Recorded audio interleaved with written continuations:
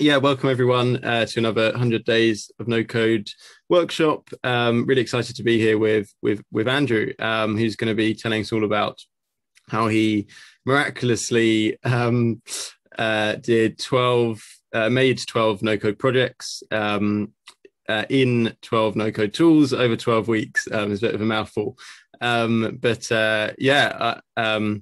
I think we're going to hear his story, a little bit about the lessons that he's learned along the way, and then some questions at the end. I will pass over to you, Andrew, to take it from here. Thanks so much for being here. Thanks for that introduction, Max. Super excited to be here. I'm a huge fan of the 100 No Code community. So this is such a great opportunity for me. I'm just excited to get a chance to kind of share my learnings, and hopefully everyone get to find a little inspiration to not make the same mistakes I have. Just get some value out of it.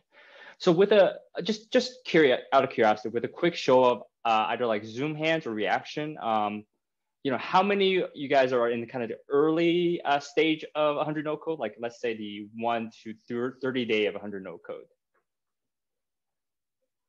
All right, how many of you guys are, I see you. Okay, cool, Frank. How many of you are in like the next phase, so 30 to 60, so like the middle? Cool, awesome. I see that, Dan. And last of all, who are you guys are in the 60 to 100 last stretch? Awesome. And are any of you guys here the 100 plus, like slash graduated slash finished 100 no code? Awesome. Cool. Congrats again on that, Scott. Cool. Well, thanks for that. Let me start by sharing my screen here. So thank you all for sharing that. It gives me a little idea of like the audience I'm engaging. So today I'll be talking to you guys about how I built 12 products in 12 weeks using 12 no-code tools. So the reason I'm really excited about speaking to you guys is to start things off. I generally believe one thing, which is that I believe that all no coders are superheroes with unique superpowers, right? This is kind of one of my core philosophies, and I'm gonna come back to this, explain more about this near the end of the presentation. But with all superheroes, everyone has an origin story, and today I will be sharing mine. I'll tell you about how I got started. I'm gonna tell you about how and what I did for the 12 different projects I did, which I call my weekly experiments. And lastly, I'll kind of share what are my overall takeaways, kind of the zooming out so you can learn from them. So first things first, who the hell am I? So I'm just a guy who was born in LA, California, and I spent the majority of my life living in Taiwan. Well, I typed it wrong. I'm not currently a bro, but I currently live in Brooklyn. I'm in New York with a cat and my girlfriend.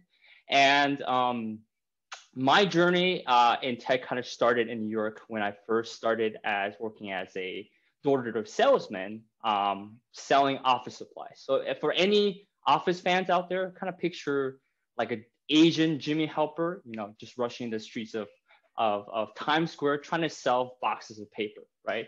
It took me a few years before I pivoted into product management, where I work mostly in startups. And most recently, because I was working at a healthcare startup doing, helping people that are suffering from drug abuse and trying to kind of solve the opioid addiction problem. So usually for these talks, I also like to, I think it's always helpful to find out like how technical is a person speaking, right? Because no code has attracted people from the very engineering side to people who are non-technical founder. So me personally, I would consider myself as a non-technical founder, right? I've definitely dabbled in online courses of coding, but I mostly have spent my time in no code, and I started that journey around less than a year ago. And finally, with all superhero, there's always like an ethos. One of my superpowers is that I'm very, very optimistic. So, if you are not the type of person that likes optimism, just bear with me as you're gonna find me sprinkle like dusts of optimism throughout my presentation. So my no-code journey really started on May 15th of last year, 2020. It was a typical Friday morning. It was kind of right after a few months of pandemic, and I was already been working from home for a few months now. And I was scheduled to have a common one-on-one catch up with my manager. So when I when I hopped on, I noticed that my director of HR was having a intense discussion with my manager. So I remember actually saying to them, oh, sorry for jumping on this call a little bit early, but I can let you guys finish, and you guys can wrap up, and then I'll catch up with my boss. And the director manager actually said to me, say, hey, Andrew, I'm actually here for you. So after a few minutes of silence, I remember she said to me, I'm sorry, we're gonna have to let you go without any severance pay. There's really nothing we can do, and the best of luck to you. And when I think back to that moment, I actually don't even remember what I said back. But after the Zoom chat ended, only a few minutes after, I remember my email account login was shut down, and I didn't even have the chance to email my colleagues, my teammates, my friends to tell them that I will be no longer working with them. And I remember feeling very, angry. I remember feeling anxious, but mostly quite fearful. I was wondering to myself, what am I going to do now? It was around the same time that I was also, looking at different things that's happening due to the pandemic. And I remember reading this New York Times article that talks about the amount of unemployment rate, right? At that point, it has risen up to 14.7%, which they call the worst devastation since Great Depression. And it allowed me to really zoom out and think, if I am suffering from the kind of anxiety of losing a job, there must be tens, hundreds, if not thousands of people that potentially are suffering the same thing. And I remember that allowed me to motivate to say, hey, let me build something that could solve my own itch as well as potentially others. So that's when I built and launched my very first no-code tool, which was called Positex. It was a simple 7-day text message automation that sends you a daily motivational text for anyone who lost their job and signed up to the service. And I remember this was the very first project I actually kind of posed out in public, purely from the motivation of thinking, I've already done my grieving through building. How do I, this is something that maybe other people can want. And that gave me the motivation to ship it in public. You can see kind of the little stack that I used to build. And I remember actually it was the exact same, this Twitter thread that Max engaged with me, and we had our very first conversation. We had our very first Zoom chat. And it was almost the exact same time that I dove headfirst into the no-code community to kind of understand how supportive each other were, to understand kind of all the new ideas or the new tools are being built. And that's when I got really excited. I started thinking about, okay, here's a potential to a future for myself. I already start having visions about like, how do I create an own successful no-code product that can scale? How can I become a founder? How can I use no-code to build a company, right? The more I think about those things, the more kind of the product manager side of me came out, right? The more I think of a product, I think of all these kind of key terms start popping out. If you ever, been in any of these typical product workshops, you'll maybe hear one of these, right? I started thinking about, okay, what is the problem? What's the solution? Which one should I focus on first?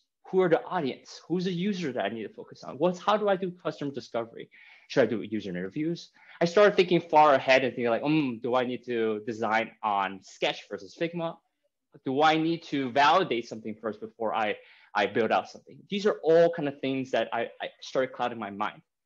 And along the same time, spending time on Twitter made me also have other thoughts. By a show of like the Zoom reactions, I'm curious about which one of these thoughts resonate with you. How should I get started? Which no-code tools should I use? How do I build a product like X? How do I make some money quickly with a no-code tool? No-code build. Am I solving the right problem? Is this idea really dumb? I remember all these thoughts were just going through my head, and instead of feeling inspired to build one product after another, I was instead feeling paralyzed.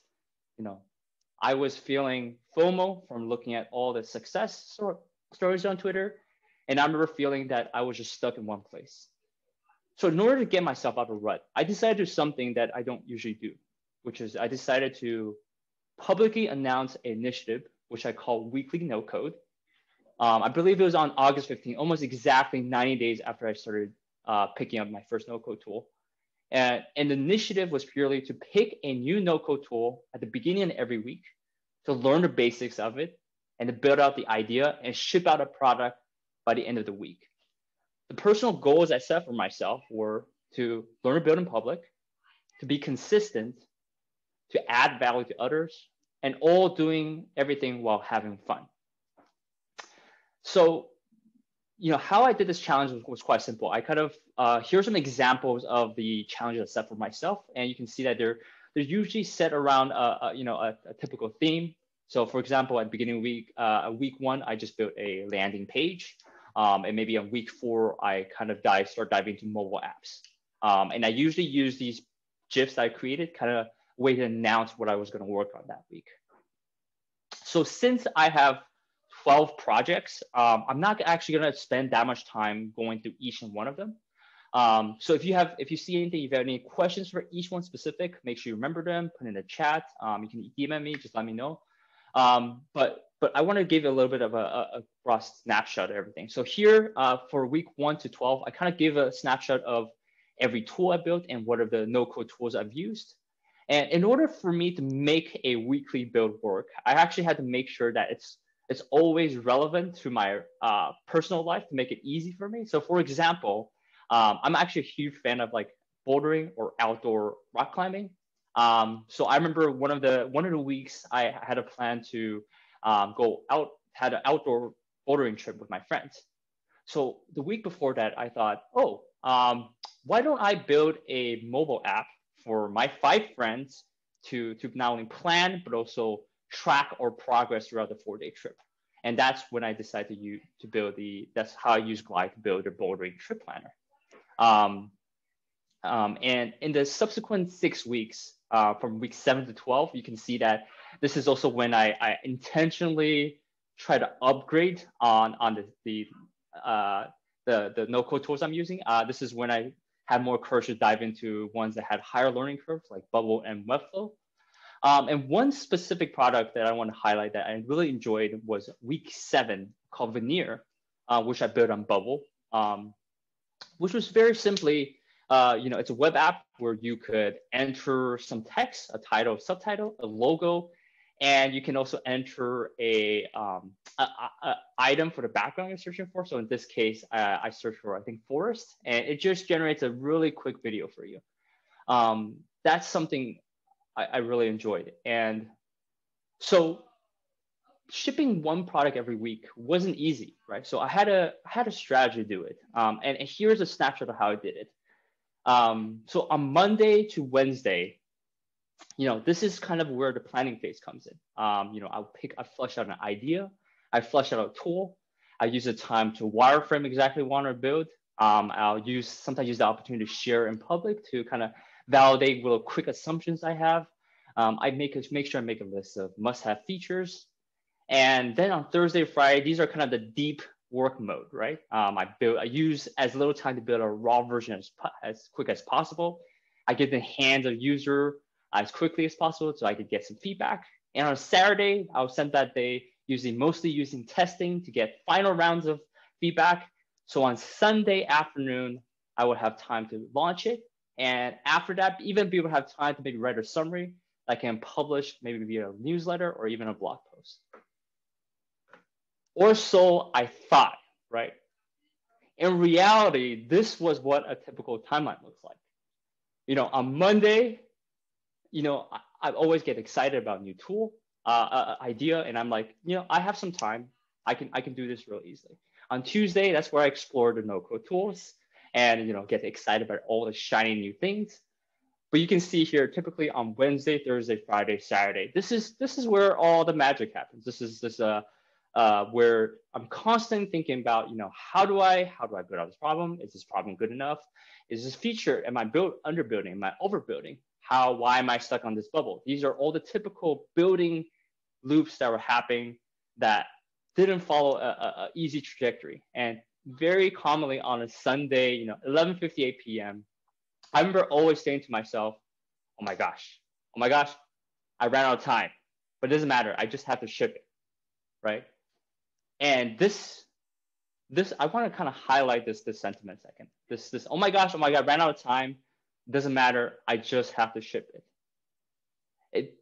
It took me a while to realize these two key phrases, it doesn't matter and ship it, became actually two foundations to how I was able to do this week after week.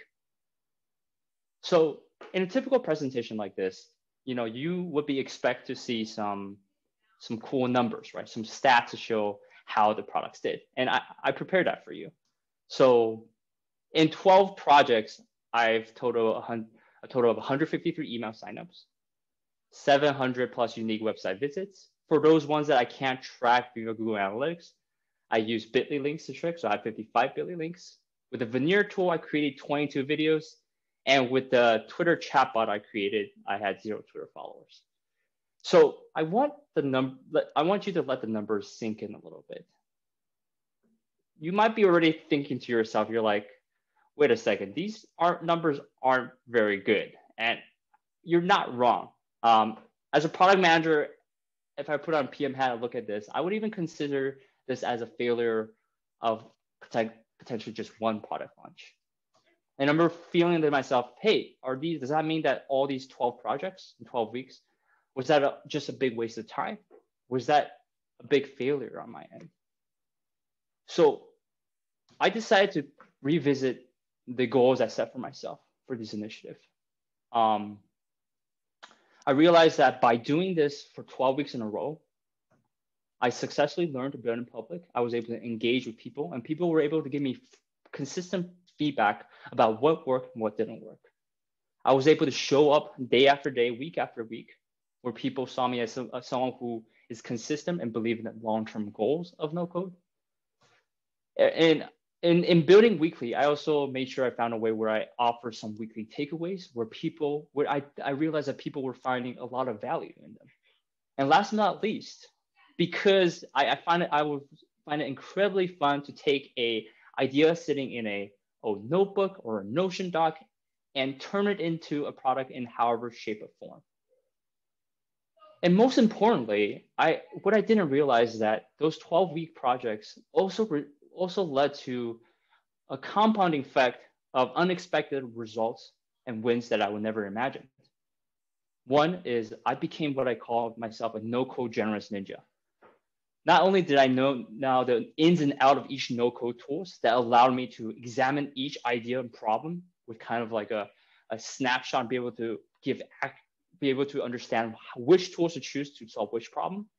I even found myself being the guy who set up chats with all my friends to use 1 hour to hear their ideas, and I'll be able to immediately give actionable tips and how they can turn that idea into something tangible. I remember it also allowed me to create connections with like-minded people. A perfect example is I was able to form relationships with amazing people like Max Hayning, to be able to create awesome Zoom conversations with people just from Twitter. And most recently, in the beginning of this year, I was also invited by a prominent no-coder, KP, to join the On Deck No Code Fellowship, which is a bunch of no-coders who are just learning to build in public. And another small win within the On Deck Fellowship experience is that 2 weeks ago, we also had a hackathon where 300 people participated, and around 75 teams was joining it. And me and my team of 6, we were part of the final 18, and we were able to create a product that not only was voted the most entertaining, but it was also able to get an award of the best community build. And last but not least, these 12 projects allowed me to be even more confident in my long-term vision. I think we are all here because we believe in no code, but some people often find that no code could potentially just be a fad, could just be a trend. But after truly spending the time to build out things, I'm more confident ever that it feeds into a bigger picture of how products are being built and how people can be empowered to build bigger things. So with these 12 projects, I have main three takeaways I want you to remember. So the number one is that when building no-code tools in the beginning, it's really all about building experiments. It's all about experimentation. So I'm not sure, how active you guys are on Twitter, but some of these names may be familiar. So these three are KP, Sharath, Janelle are, for me, three of the most active and most inspirational no-code figures on Twitter. And if you have one-on-one conversations with them, or you hear their podcasts, or you look at the newsletter, and you ask them, how do people get started no code? Time and time again, you'll hear the same advice, which is that they all started with shipping experiments. It's all about getting that shipping muscle, right? For KP, he's now with I believe 11,000 followers, and people ask him like, how did you build such a following and become the build in public guy? And he would often point to the moment he realized he had a little bit of a following, he already realized that he had over 16,000 tweets already. And he always tells me that he was experimenting with tweets on a daily basis. And before that, he was building products after products just to understand what to do things right and what to do things wrong. Sharath, on the other hand, is most recently known as a founder of a popular social proof tool called Shoutouts. But before the popularity of Shoutouts, he has already shipped 8 different products on Product Hunt with varying degrees of success. He'll often point to these failed experiments as his best learning experiences. Janelle, who's most recently known for her successful product, the newsletter OS, which she made, I believe, over 30K overall revenue. She started the mentality of experimenting when she joined the Launch MBA, which encouraged her to ship 12 different projects in 12 months. And it was through these loops of experimentation and through building consistently that they were able to get the success they have. And there's a KP quote that I would love to share, which I always think back to and I love, is that my beginner advice for no coders is that don't treat your no code journey like the founder path. Build things for fun and become a wild oil shipping machine. Build small and interesting projects one by one. Learn the art of building and selling, and you'll naturally be a founder. So the second takeaway I have for everyone is to be consistent and do it in public. So the best thing about us being here today is that you guys are actually already doing this, right? Part of the advantage of being in 100 no code is not only do you understand the advantages of being consistent, you also have a format to do that in public on a daily basis, right? Day one, you can share about learning. Day two, you can share about a particular thing you built. This has definitely helped in kind of speeding things up. And for sake of learning, I also wanted to share my build in public format. So I also personally struggle with building in public format. And I remember thinking, the best way to do this while building things in weekly is the best way for me to kind of compartmentalize everything is to do things in threads. So I remember at the end of every week, after I completed a challenge, I would ship out a typical thread like this where I describe what is the product, how does it work, why did I build it, what tools and stack did I use, and 3 main weekly takeaways that I got or lessons I got that from particularly building this product. And this was a particular format that really worked for me. So as you continue to do build in public, I think one of the advantages is you will kind of find your own style. As you pair it up with doing 100 days of no code, you'll start to realize that there are particular ways that works for you. You should definitely lean into that. And I know most of us know the advantages of building in public, but I also want to use this illustration to kind of highlight that again, because this particular illustration I personally love, which is that when you're building in private, it's like this guy, you're digging a hole and where no one can see you. You're often just digging without asking for help, without getting validation. And at the end, you might just find yourself feeling lonely because you're feeling trapped in a hole. On the other hand, when you're doing things out in public, like sharing about your no-code learnings and building out and about, what you've done is you're creating a lighthouse. And like a lighthouse, it attracts a lot of attention. Sometimes it means attracting user signups. So you understand that, oh, this is actually a problem that people are responding to. But on the offhand, which happened to me, is that you're actually creating a lighthouse that attract like-minded people who likes what you're doing and wants to be not to learn from you, but to join you in your journey. And that's particularly what I have gained value from. And the last takeaway I want to emphasize is to simply have fun. For having fun, I always think back to a YouTuber I like, which is called Simone Giertz. Who before, she's most recently known for a kind of maker or hacker who turned her Tesla car into a pickup truck by herself.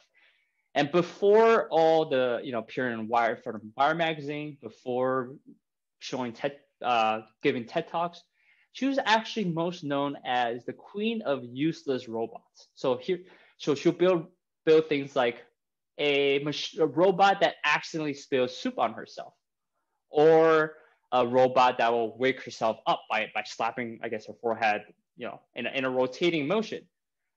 She also built a robot which could chop vegetables in a haphazard way, right? And I remember I always think back to the quote she gave, which I always love, is that she said, as soon as I remove all pressure and expectation for myself, that pressure quickly becomes enthusiasm and allow me to just play. And this idea of just play is something that I always think about, what allows me to kind of do things day after day. Another player of no code that doesn't take things seriously and love the idea of play is Bad Unicorn.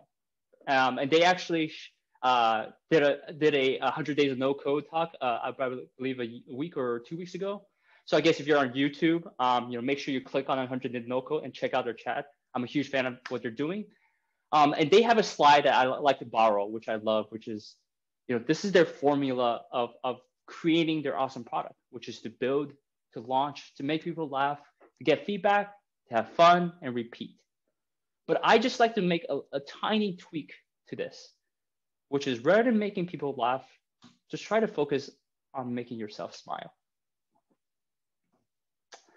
Now let's bring back to this idea of why I think all no coders are superheroes with unique superpowers. I think the reason why I think we are an incredibly powerful bunch of people is that I generally believe that we all have a unique domain knowledge. Because a lot of us come from different areas of life, different industries, we all have different experiences that allow us to see different problems or relate to different unique set of users, which means that we are in the best position to solve those unique problems. And that's what makes us so powerful. We also have people with probably the most technical empathy. The majority of no coders are non-technical, and I myself identify as one, which means that when it comes to solving technological problems, we are the best to relate why that is frustrating, right? Especially for a user who doesn't understand code. And that's why it gives us the best position to design products to especially serve the most underserved communities.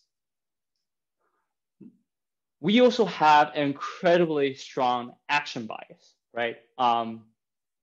As no coders, we love to act before we think. We're the type of superheroes that see a fire burning and we like to dive straight into it because we just want to help solve that problem. And that's an incredibly beautiful and powerful trait that I've seen time and time again from each no coder. And last but not least, we also have strong problem-solving mentality. The reason why we want to pick up no code is because we've seen problems across various aspects of our life, and no code has just given an additional way for us to tackle it without maybe going to a software tool or maybe resorting to an engineer to build it for us. We can actually tackle that ourselves. So with a final dose of optimism, I want to let you know that whatever you're building, you got this, and get building. And thank you. Let me know if you guys have any questions. Well, that was epic. I love the energy there and the gifs and the images, the cartoons. Wow, that was special. Thanks so much, Andrew. That was really great. So many insights. Would you mind stop sharing your screen, and then we can see everyone and hopefully open it up for some questions. Hello. Yeah, you guys know the drill, I think. Yeah, just come off mute and ask away. Cool. Hey, Max. Kurt here. Haven't seen you in quite a while. Good to see you. Have the veneer video tool. I tried doing it. I keep up with lots of veneer videos, but is that breaking up for anyone else? Yeah, same here. Yeah. Yeah. I think I'll type. Cool. I've got Chitty Baja, Mexico.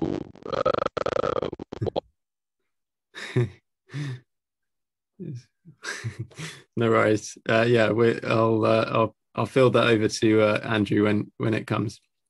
Your question. Anyone else before Kurt's question? Hey Andrew, Tony, what's your long-term plan? Maybe I missed it. I am somewhat multitasking, so I apologize if I missed it. You said it was you end up with a no-code ninja type of skill set. I find myself in kind of a similar position. What's your where are you planning to take that? Are you through on deck hey, I'm going to do a startup, I'm going to have a no-code product, or are you being no, I'm going to take this and do many different things, or other? Yeah, great question. So currently, as part of the fellowship, I'm definitely kind of going down the route of building a complete tool of becoming a founder behind. But the reason why I also pick long term is because I'm quite realistic in knowing that it's for no code, it's not easy to just think that you can have a home run in one shot, right? And this is kind of my next bet on the line. So for me, it's a combination of so for me personally right now, it's about building tools, building companies behind them. But I also saw a value where I'm actually offering advice to a lot of PMs who can incorporate no-code tools into their the development process. And lastly, I'm also using no-code as a more consultant, where I kind of talk to a lot of founders, even friends and families who can empower them just to pick up a hobby, to work on a side project. So for me right now, it's quite multifaceted, right? And all of them. And right now, to be honest, I'm actually thinking about what is the best financial roadmap, right? But in terms of interest and engagement, all those paths I've seen strong engagement and has pointed me to a good North Star that I can focus on.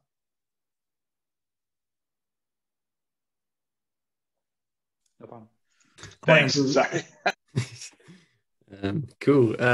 Yeah, just got Kurt's question in. So, is there a link to check out Veneer Video, your 7th week project? Yes, there is. Awesome.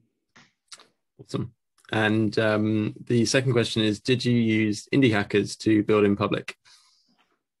Good question. So I did not. So in the slide I showed the expectation, right? So in the first week, I built weekly no code as a landing page where I said, I'm going to create a newsletter so I can talk about all this as I build every week. And in my mind, I'm thinking I already planned on Sunday after I ship out my product, let's say afternoon, I'll have time to write this newsletter and post on Indie Hacker. So I'm building public properly. But the truth is, 1 week is, I'm not going to undersell it. It was quite intense for me, especially when it comes to these bubble and Webflow projects.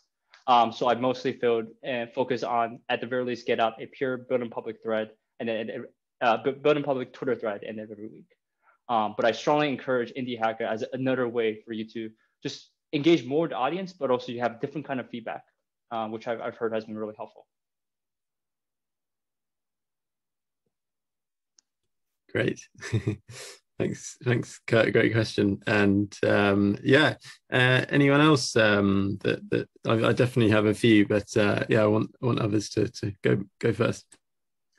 Hi, Andrew. It's Mark. Thanks very much for your time today. That's an awesome presentation. I just love, you obviously put quite a lot of effort into preparing those slides. They look amazing.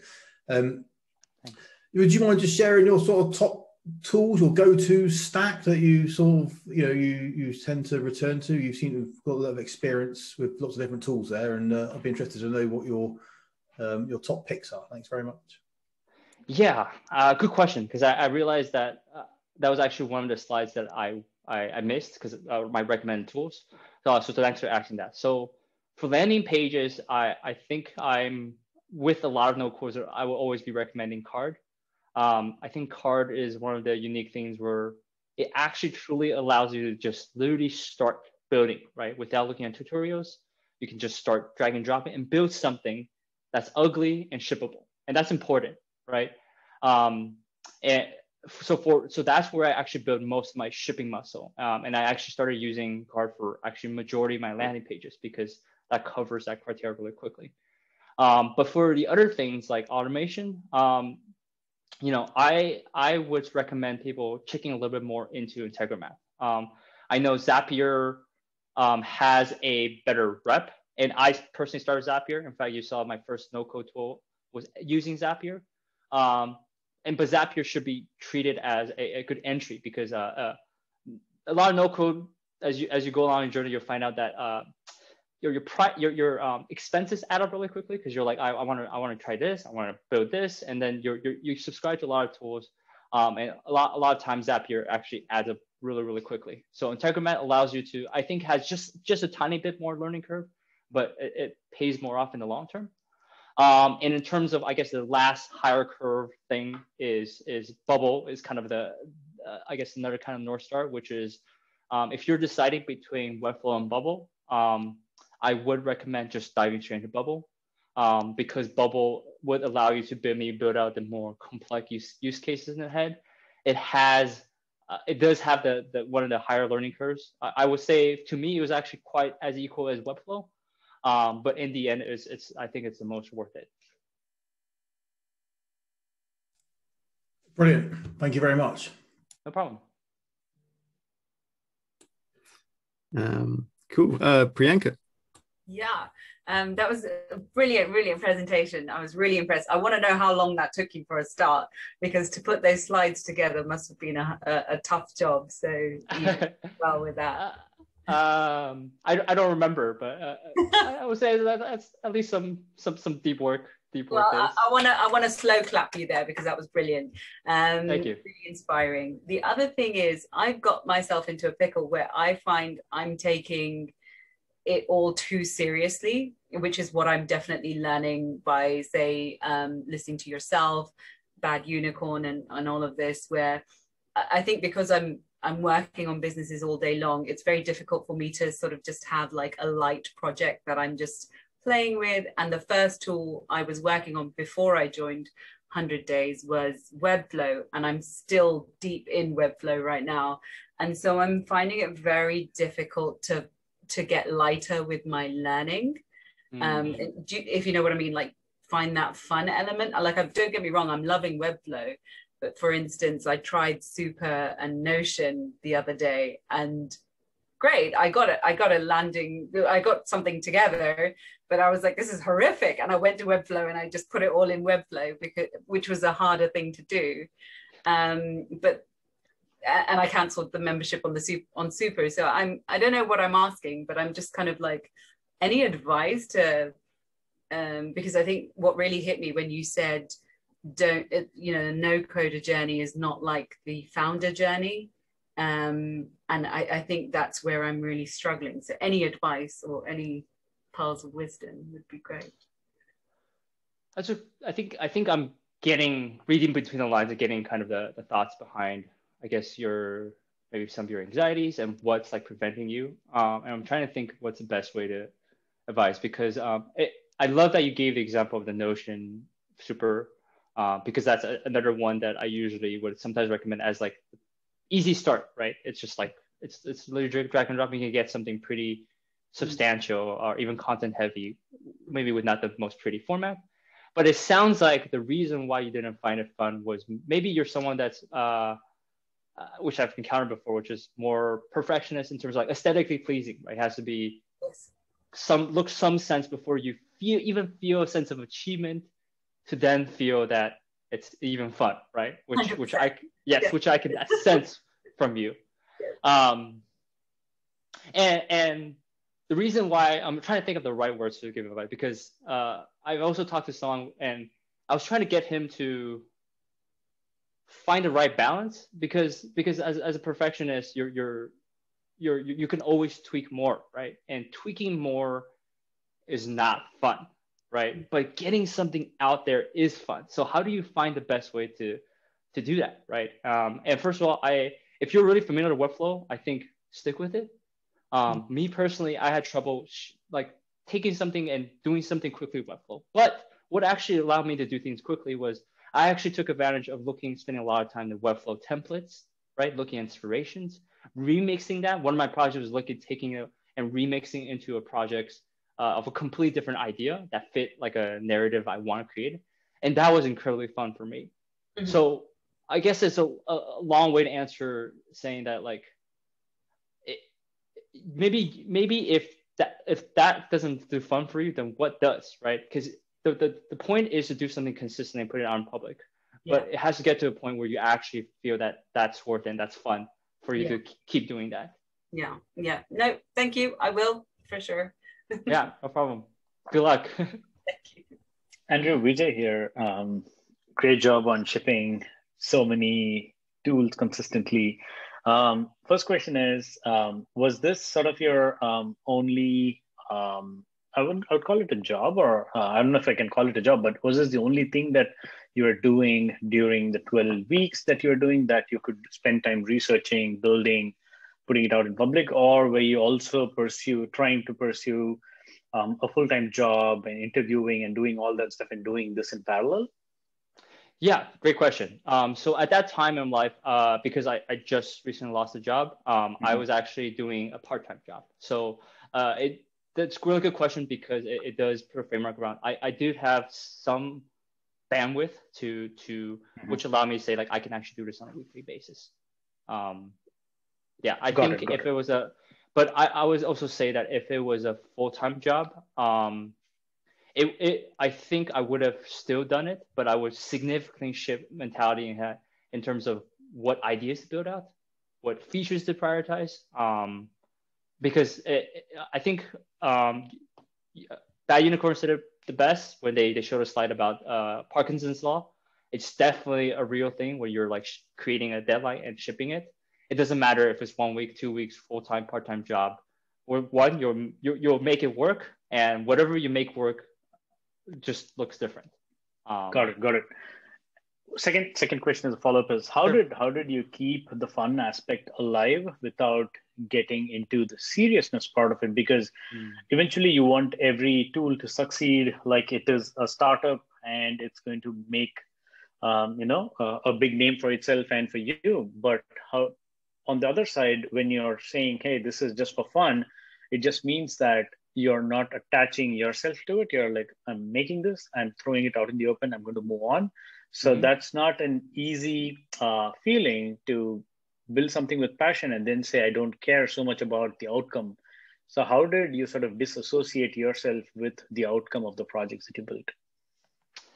Good question. So as you can see from the numbers I shared, in case anyone was expecting different when they joined the chat, but I'm definitely not an example yet of a successful no-code builder, or someone who built like a really successful no-code product that made crap tons of monthly revenue, crap tons of users. I'm not that.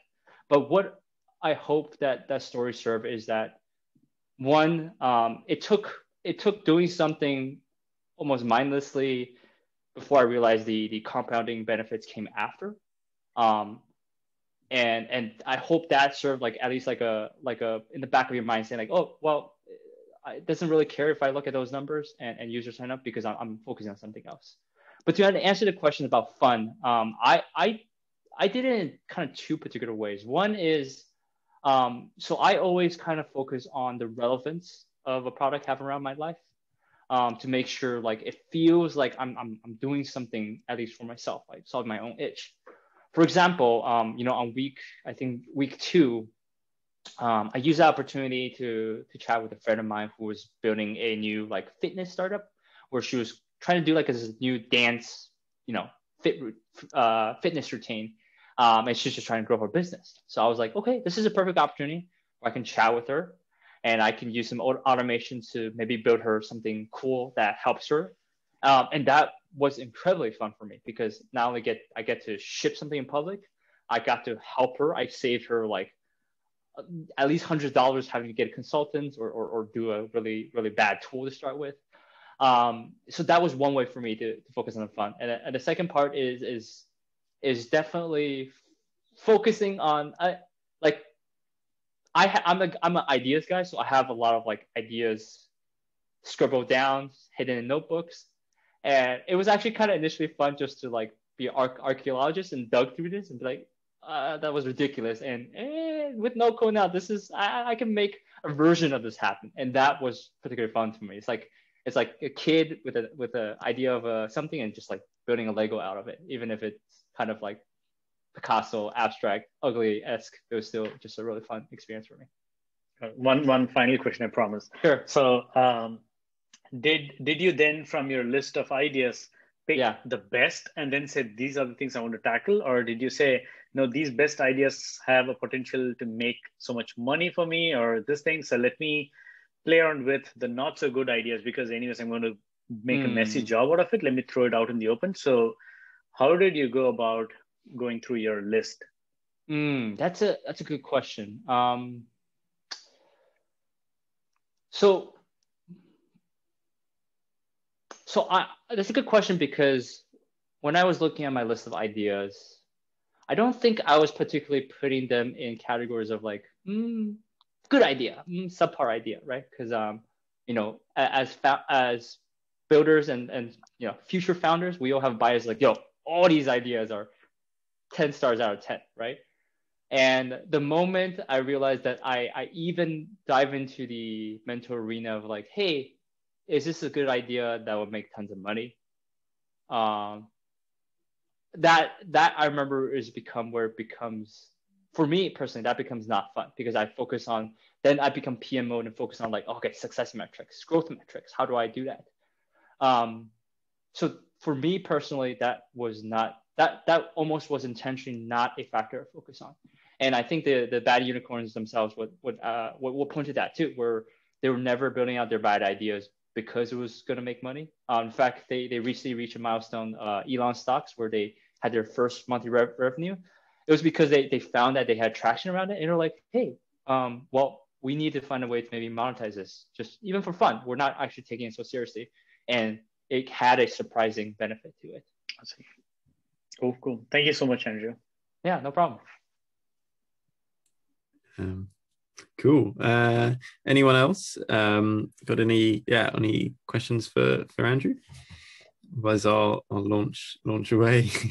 I'm curious really about the time. Yeah, I think Vijay sort of touched on it, but like, how long do you really need to spend each day? And I mean, it's funny me asking this because obviously I've set the 30-minute limit of like for 100 days, but like for you, how much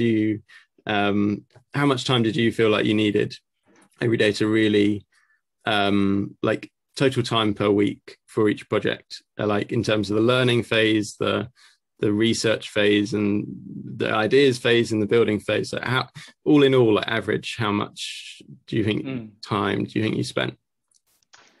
So I think first of all, for me, even though initially I separated the idea learning, planning, building, and like testing, feedback, launching kind of separate cohorts.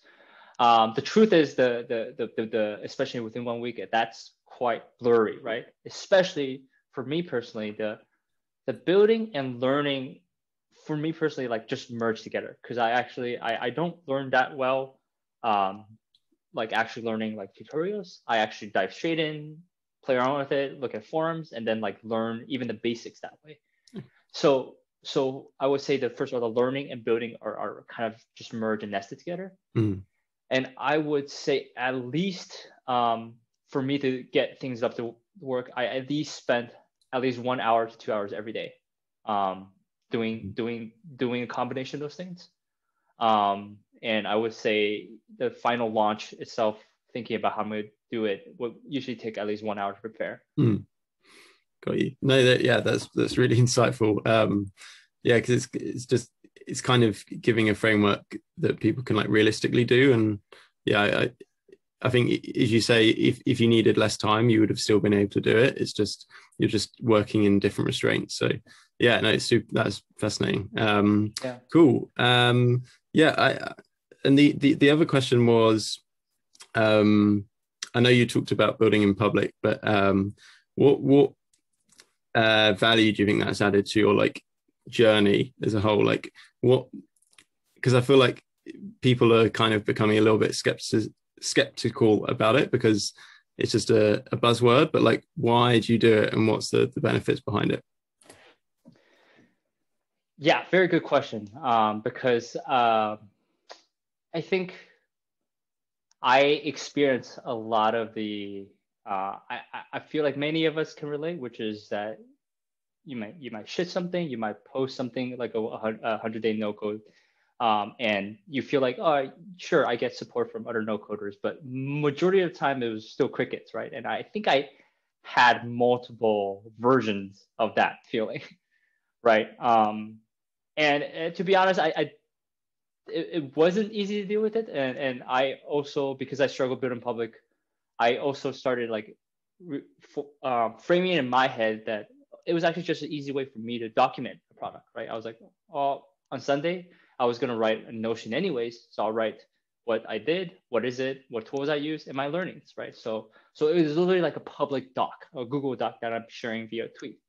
And that's for me how I approached doing something like methodically without thinking too much about the impression, the likes, and all the other benefits that I got, like being invited to ODNC, just made me realize like, oh wow, this is all surprising. I would have never even guessed that this is actually a benefit I can get. Yeah, and I know Max, you could relate because both of us have versions of struggling building in public. And the more we do it, it's like the more serendipity thing that comes about that more surprises us rather than the initial like, hey, this post led us to this many signups, led us to this much money or this many connections. It's all about as fans of consistency, the weird compounding effects that we can never kind of expect. Yeah, it's sort of the unseen benefits, yeah, that kind of add up over time. Yeah, definitely. And yeah, there's always that like random thing that you don't put any time into. It's just a random comment you chuck out there and it's like, oh, people actually like this. So yeah, it always catches you out. But yeah, cool. I see we're running up to the hour. Is there any final words that you have, Andrew, to share with everyone before we wrap up?